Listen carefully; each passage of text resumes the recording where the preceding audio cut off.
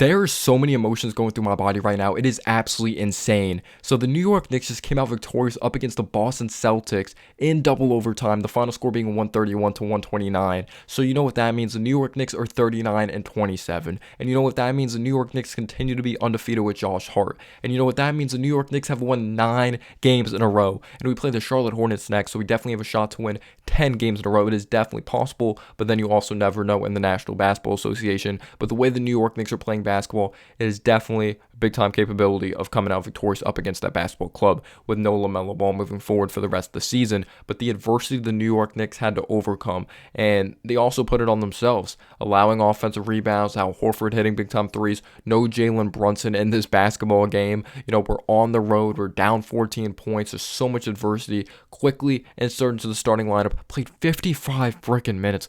55 minutes for Emmanuel Quickley. He had to overcome playing in that fourth quarter, the first overtime, the second overtime. If it wasn't for Emmanuel Quickley, we lose this game in my opinion. He was our defense in pivotal plays. He was our offense in pivotal plays. He was killing it from the outside, getting to that floater, working down the lane. He was making passes. He had over 5 rebounds, had over 5 assists. He had 38 points in this game. Emmanuel Quickley was freaking awesome. Shout out to Emmanuel Quickley. He was brilliant. He plays with so much heart. He plays with so much enthusiasm, so much passion. I love the way Emmanuel Quickley plays the game of basketball. And he's definitely going to be here moving forward unless we include him in some superstar package. But right now, let's put that aside because he's been one of the main reasons we've been successful, and he's definitely a 6th Man of the Year candidate. So shout out to Emmanuel Quickley, freaking brilliant out there on the floor. And Randle, maybe he did have some frustrating moments in this game, but he had no ego. He let Quickley cook. He let RJ cook when he was cooking at the beginning of this basketball game. I really appreciated Randle knocking down big time free throws at the end of this game. Obviously, at the end of the fourth quarter, I didn't like the way he turned his back in the middle of the floor, which resulted in a turnover in a pretty big time moment.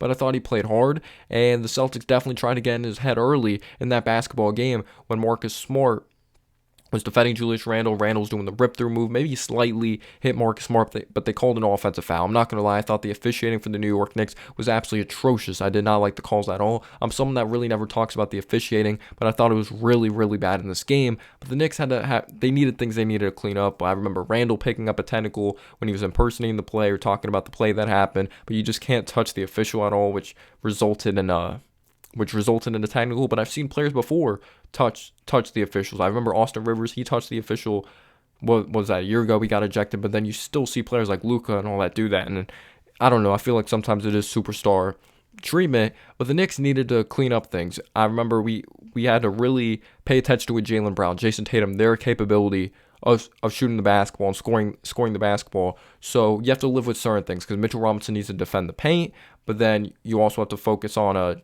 Jaylen Brown, Jason Tatum, isolating outside on the perimeter, different types of personnel, not just Mitchell Robinson. So sometimes you have to live with those Marcus Smart threes. You have to live with those Al Horford threes. Lucky for us, Marcus Smart couldn't hit the side of the barn when it came to open threes in this basketball game. But luckily, or the sad reality was, we allowed too many offensive rebounds. That was another thing. Stupid fouls, offensive rebounds, defending the three-point line, I thought was definitely an inconsistency there. But when you're defending certain personnel, it's like you're going to have to live with certain threes outside on the perimeter. But second chance opportunities, we definitely need to work on that. Mitchell Robinson was a beast on the offensive glass. But when it comes to the defensive glass, it wasn't just him, though. Sometimes Julius Randle didn't box out his assignment, RJ Barrett, the overall basketball club. But allowing that second chance opportunity for Marcus Smart in that corner in a very big time moment definitely did hurt the New York Knicks. And yeah, there were some not the highest of basketball IQ moments, when it came to the end of that fourth quarter. Quentin Grimes committed a foul on Jaylen Brown, which was an and one, a 3-point play, which was one of the biggest pivotal moments to send into that first overtime. But it looked like Jaylen Brown was going to lose the ball, so Quentin Grimes swiped at it to try to come up with a steal, and then he was able to get it back. So that was kind of an unfortunate play. But yeah, there's definitely not the highest of basketball IQ moments, but the New York Knicks were able to overcome that. But yeah, RJ Barrett, I thought, got off to a very nice start in this basketball game. He was attacking, knocked down a nice mid-range. 3-point, I thought the defense was pretty good out there on the floor. Randle got off to a slow start, but then he started cooking. But I like that Randle was able to overcome that technical, or him being frustrated at times, because I'm like an emotional Julius Randle. I'm not sure how that's really going to pan out.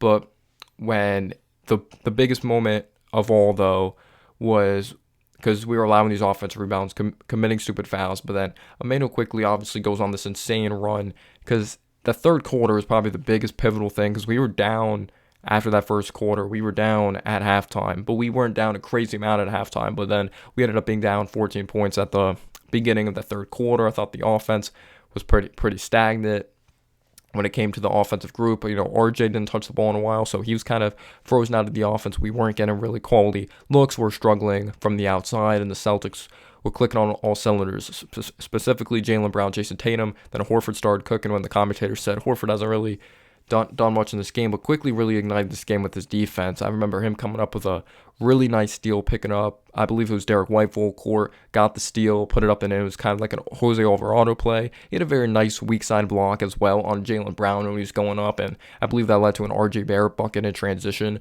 So you have to give credit to Emmanuel Quickley. You have to give RJ Barrett credit as well. We went on this crazy run when we're down 14 points. We went on a 19-2 run, so we were up a few, and it was like, oh, the New York Knicks might have something cooking here, but then we also missed some shots or some opportunities. I'm like, oh, we could be up more if we just knocked down that open shot or we didn't commit that stupid foul there. So we definitely did have some mental errors, but yeah, Emmanuel Quickley just started cooking. He was able to get whatever he wanted out there on the floor. He had 38 points, played 55 freaking minutes. That is absolutely insane. Hasn't started for a while because Brunson's been Mr. Reliable. He's only missed 4 games this season. I believe this was his 5th missed game, but yeah, Quickley, 55 minutes, didn't even look tired, was barely sweating out there on the floor. Big threes, attacking the basket. He was brilliant, distributing the ball. He was the heart and soul of this club. He was just unconscious out there on the floor. It was like a video game, and everyone and the commentators were saying, this is Emmanuel Quickley's coming out party, and this was probably his best statistical game scoring the basketball, but true Knicks fans that have seen this guy, he's been a 6-man of the year candidate all season. He's been playing at a very high level, but credit to RJ Barrett for getting some buckets. In the interior, Mitchell Robinson snagging those offensive rebounds, had some solid moments defensively, but it was hard to really rate him on the defense side of the basketball because of Al Horford's threat from the outside, different assignment of not having Robert Williams, and he was just asked to do a lot when he came in the interior, but then defending outside and having to rotate at certain moments in this game as well. But the Celtics are a really good club defensively, and obviously they look different without a Robert Williams.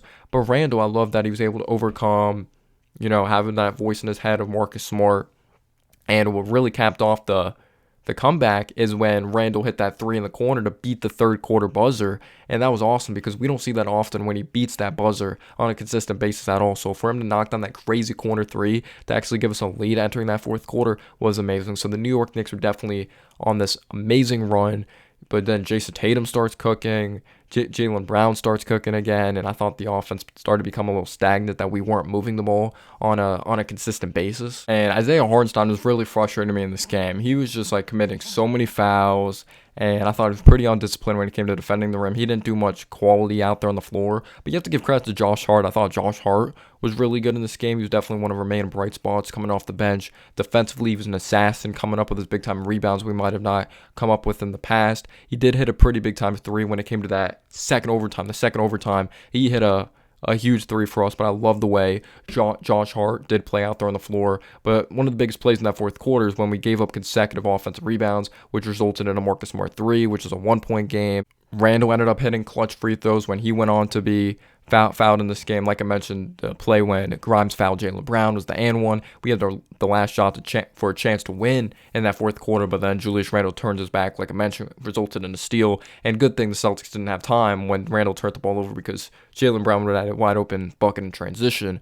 But the first overtime, let's get into it. This first overtime, and I thought we were playing good defense at the start, but then I remember Randle committed a bad foul, which resulted in Grant Williams knocking down free throws, and then Grant Williams actually exchanges the favor there on a loose ball foul. Julius Randle got free throws because both these teams were in the bonus, so it was definitely back and forth, and this one I kind of thought we lost in overtime when we left Al Horford open for 3. They ended up being up 2 points with 23 seconds left, and then Emmanuel Quickley responds with this big-time floater to put it in.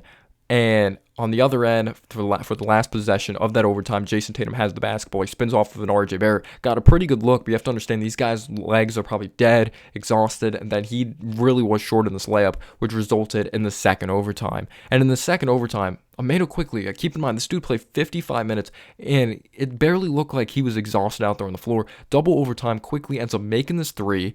We're playing fantastic defense, hounding, making sure they don't get anything going in the interior. The New York Knicks, in my opinion, own the second this second overtime. Then Emmanuel Quickley has this really nice drive to the basket. The Celtics fell asleep on the defense side of the basketball. Emmanuel Quickley ended up throwing it down. Quickley, just insane. This dude has giant ass balls. He's not afraid of the moment on defense or on offense. Shout out to Mitchell Robinson. He got some key offensive rebounds, and I remember we did fall asleep though on a play that Jason Tatum was able to get a bucket at the other end. I believe the New York Knicks had this empty trip offensively. So then the Boston Celtics have the last shot. They have the last shot of that double overtime, and the Boston Celtics have it. They kick it out to Al Horford. Thought he got a pretty good look from the outside, but you also have to keep in mind Mitchell Robinson has a really long wingspan, so I guess he's able to contest it a lot or enough, and Horford's been making those threes all game. He's been hitting those big-time threes, but he missed it. The New York Knicks win. They grind out a W. I apologize. Maybe this video is a little long, but there was a lot that went on in this basketball game.